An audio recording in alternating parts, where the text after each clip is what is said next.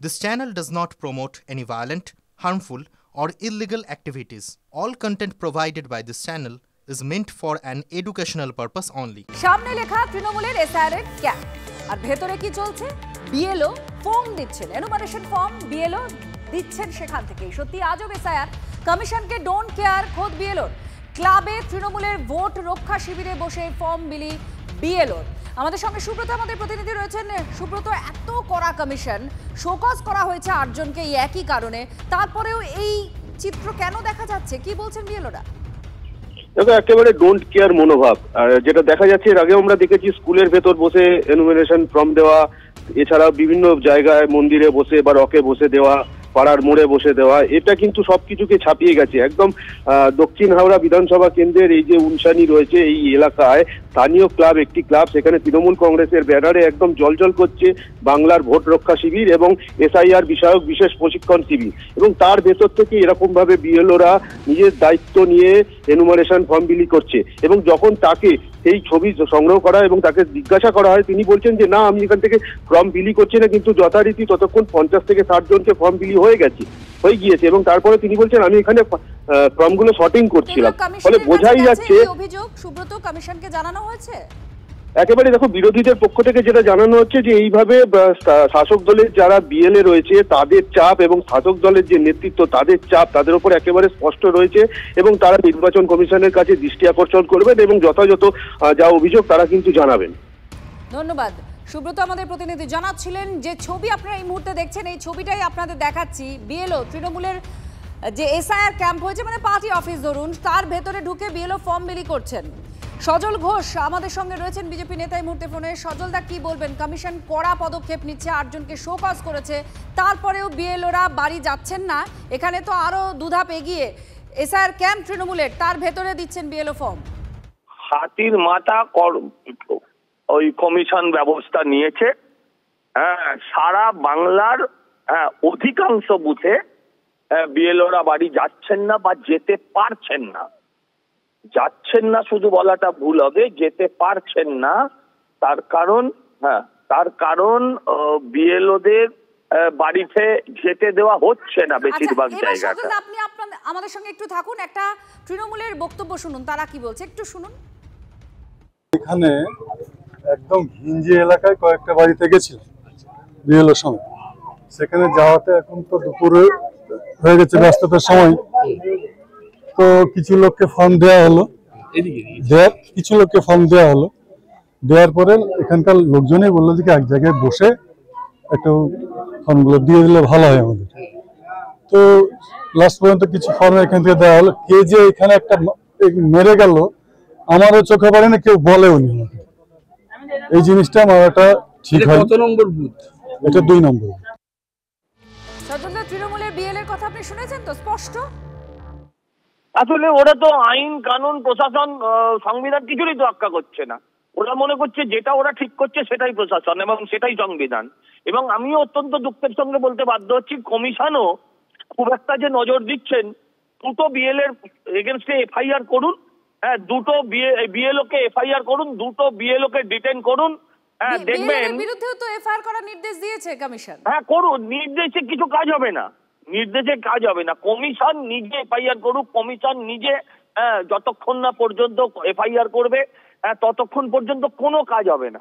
পুরোটাই মকারি চলছে। এভাবে শুনুন, 100 ভাগ হবে না আমরাও জানতাম, কিন্তু বলছি এভাবে চললে কমিশনেরই বদনাম হবে। কারণ এরপর তৃণমূলের লোকেরাই বার করে দেখাবে, এই দেখো ডেড ভোটার রয়েছে, এই দেখো চলে যাওয়া ভোটার রয়েছে। এই যে জিনিসগুলো কমিশনের ত্রুটিগুলো তুলে ধরা হবে, সেটাও তো কমিশনের জন্য বেইজ্জতিকর। হয় এভাবে এসআইআর না করে এসআইআর বন্ধ করে দিন, এসআইআর বন্ধ করে দিন, মমতা ব্যানার্জিকে ওয়াক ওভার দিয়ে দিন। অত্যন্ত দুর্ভাগ্যজনক কথা হলেও এটাই সত্যি ঘটনা, অস্বীকার করার কোনো জায়গা নেই। ধন্যবাদ সজলদা আপনার প্রতিক্রিয়ার জন্য। আপনারা শুনলেন যে বিজেপি এক্ষেত্রে একেবারে পরিষ্কার বলছে যে এসআইআরটা বন্ধ করে দিন, এইভাবে না করে কমিশনকেই বলছেন যে এসআইআর বন্ধ করে দিন করা। আর এটা এইভাবে যে এসআইআর চলছে, বিজেপির যেটা অভিযোগ, বিজেপির দাবি, মমতা বন্দ্যোপাধ্যায়কে ওয়াক ওভার দিয়ে দেওয়া হচ্ছে। মানে এসআইআর এর সহায়তা কেন সেইখানে আপনি রয়েছেন? না, এটা আমার কোনো জানা নেই। আমি জাস্ট 15 মিনিট 10 মিনিট বসেছি, এটা কে বাইরে করেছে এটা আমার ঠিক জানা নেই, আপনি জানতেন না? আমি জানতাম না। এখান থেকে ফর্ম তো 40-50টা বিএলএ বলছে দিয়েছি, এটা কি দেয়া চলে? না, ওই পাশের বাড়িগুলো নিয়ে গেছে, তারপরে শর্টিং করে আমি বাড়িতে বেরোবো বলে বেরোছিলাম, আপনারা এসে গেছে। আচ্ছা, আপনি কত নম্বর বুথের বিএলএ? আমি 2 নম্বর বুথে বেরোলাম। হাওড়ার ছবি দেখলেন, এবার চলুন একটু ভাঙড়ের দিকে নজর রাখা যাক। সেখানে আবার পঞ্চায়েত প্রধানের বাড়ির উঠোনে বসে বিএলও ফর্ম বিলি করছেন, এমনটাই অভিযোগ নওশাদ সিদ্দিকের। মানে টনক নড়ছে না। কমিশন পদক্ষেপ নিচ্ছে বিএলওদের বিরুদ্ধে বাড়ি বাড়ি না যাওয়ার জন্য, কিন্তু তারপরেও ছবি দেখুন, যে পঞ্চায়েত প্রধানের দাবি তিনি কিছুই জানেন না। শুধু ভাঙড় 2 নম্বর ব্লক নয়, ভাঙড় 1 নম্বর ব্লকও হচ্ছে। শুধু ভাঙড় নয়, রাজ্যের বিভিন্ন জায়গায় দেখছি বিএলওগুলো কি যেন শাসক দল ঘিরে নিয়েছে। চরম অনৈতিক কাজ।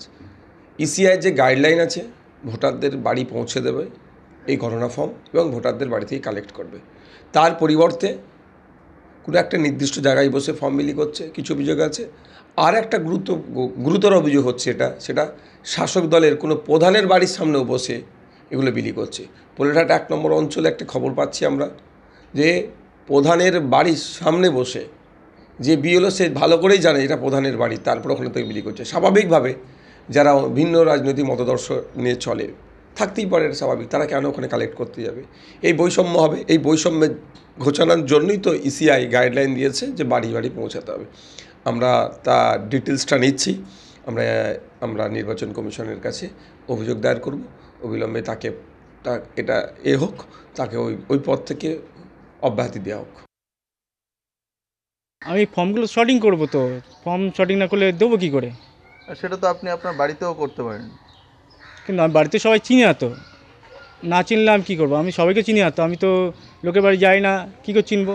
সেই জন্য আমি তো না, তাই বলে একটা পঞ্চায়েত প্রধানের বাড়ির সামনে এইভাবে টেবিল পেতে আপনি করবেন? এটা আপনি করতে পারেন? আমি তো পাড়ার ছেলেদের চিনি না, তো কি পাড়ার লোকদের চিনি, আমি তাদেরকে জিজ্ঞাসা করছি যে কাকে কি দিলে ভালো হয়। হ্যাঁ, সেই সব জিজ্ঞাসা করে আমি ফর্মগুলো শর্টিং করছি, আমার দিতে সুবিধা হবে। এটা পঞ্চায়েত প্রধানের বাড়ি আপনি জানেন? হ্যাঁ, জানি। তো তাহলে আপনি এই জায়গাটাই বাঁচলেন? আমার সুবিধা হয়েছে। সেক্ষেত্রে যারা বিরোধী রয়েছে তাদের তো একটা ক্ষোভ থাকতে পারে। আমি দেখুন বাড়ি বাড়ি যাচ্ছি, তাদের ফর্ম ফিল আপ করছি, হেল্প করছি, যাদের জানি চিনি, কিন্তু যাদের চিনি না তাদের তো আমি একটু হেল্প নিতে হবে।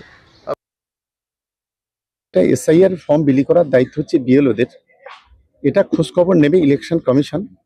এখন উঠোনে বসে বিলি হচ্ছে কি দাওয়ায় বসে বিলি হচ্ছে কি ঘরে বসে বিলি হচ্ছে, এটা তো আমাদের জানা নেই। নিশ্চিতভাবে আপনি বলেছেন, আমরা খোঁজখবর নিয়ে দেখব। আমি বিএলওদেরকে অনুরোধ করব, আমাদের বিএলএ 2 আপনাদের সঙ্গে থাকবে এবং প্রত্যেকটা বাড়িতে বাড়িতে সেখানে গিয়ে ফর্মটাকে বিলি করা। ফলে যে চক্রান্ত আজকে এখানকার যিনি বিধায়ক তিনি করেছিলেন, বিজেপির হয়ে কথা বলে এই এলাকার মানুষকে বিভ্রান্ত করেছিলেন, ফলে এই এলাকায় এই সমস্ত কথা বলে বাজার গরম করে খুব বেশি লাভ হবে না। এখানে সাধারণ মানুষ নিশ্চিন্তে তাদের ফর্ম ফিল আপ করবে, তাদের অধিকার নিয়ে লড়াই করবে। এটা নিয়ে খুব বেশি কোনো অসুবিধা আছে বলে আমি মনে করি না।